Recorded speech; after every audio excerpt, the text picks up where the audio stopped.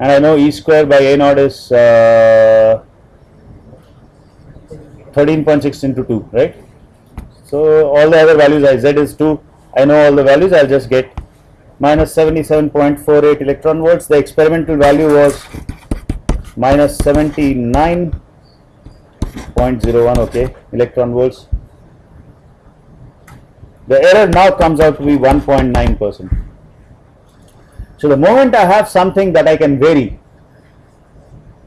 I can minimize it, right? I can minimize that and get the minimum possible error and keep on improving on this. Instead of taking the same wave function 1s2, I could take something else, yeah, because the same hydrogen atom wave function may not be exactly suitable for helium. So I could again try out some other wave function, right, and then get a much better estimate for helium, right? So this is the way essentially you keep on making further refinements and get to much closer values. Okay. For example, I could even have a combination of wave functions. I could have my trial wave function as a combination of C1 F1 plus C2 F2, right?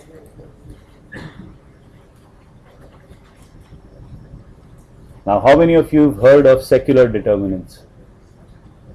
Not yet? Determinants, secular determinants, I don't know. I'm sure it has been taught to you in the maths course, maybe by some other name. But if you actually do that, if you actually do this phi star H phi, right, integral d tau, you can try doing that and see what comes out. Okay. What comes out is essentially H1, I'll define what these things are, or maybe we can do it and then you can see.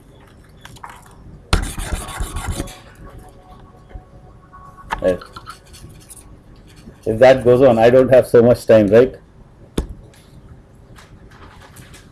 So if I do that, then it's C1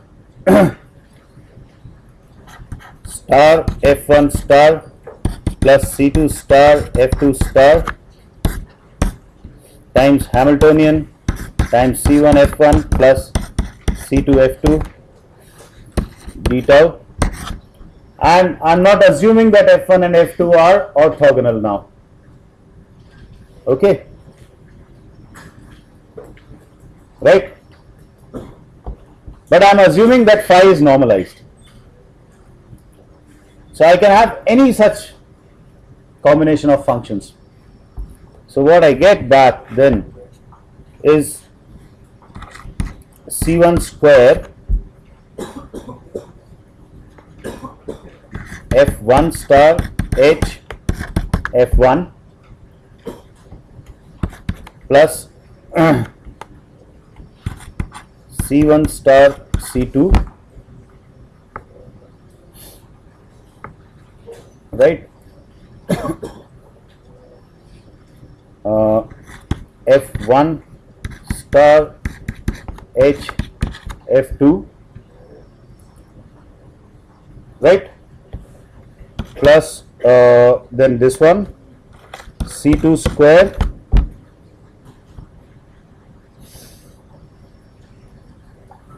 where does it go?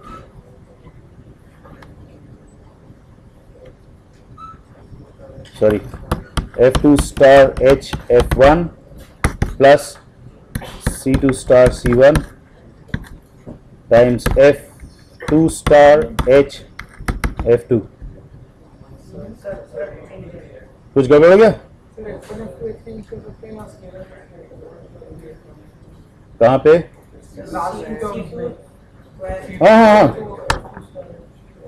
हाँ, thanks.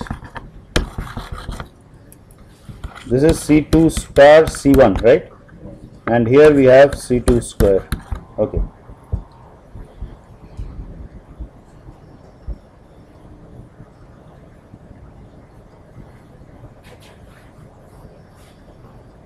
So this is the kind of equation that I'll have to solve. Okay.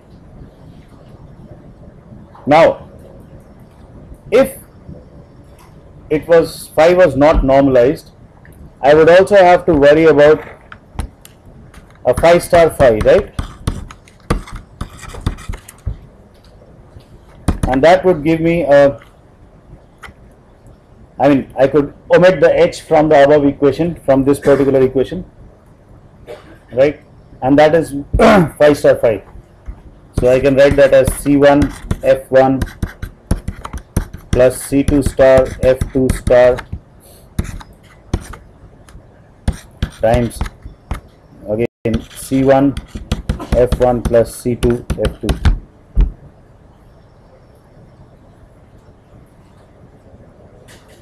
Right? Now, what I write is, please last class I was very, इतना तो सहन कर लो भाई.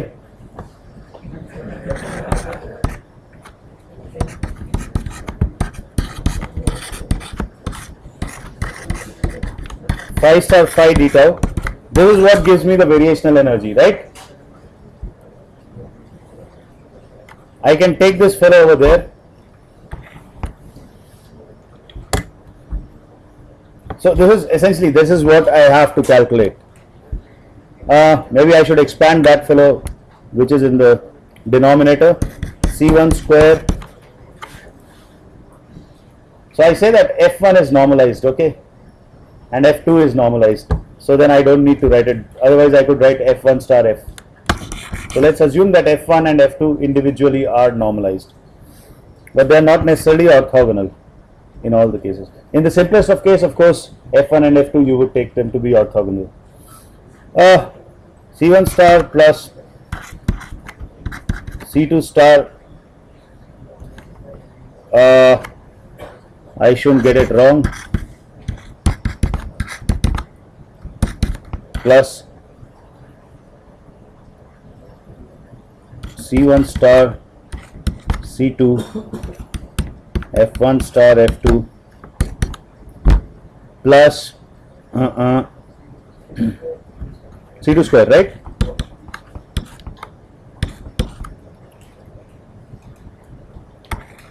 What happened to the integral? There's an integral. There's an integral. So these terms are defined as overlap.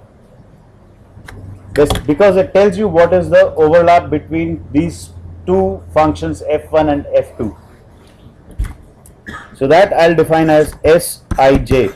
So that would be S21 over there and S12 over there. In most cases it happens to be the same, because whatever the overlap of orbital 1 with orbital 2 is, the same should be with orbital 2 with orbital 1. So it doesn't make them. And these terms, sorry, F1 star H, so this I'll write as H11, which says that it's F1 star H F1. This fellow I'll write as H12, then H21 and H22.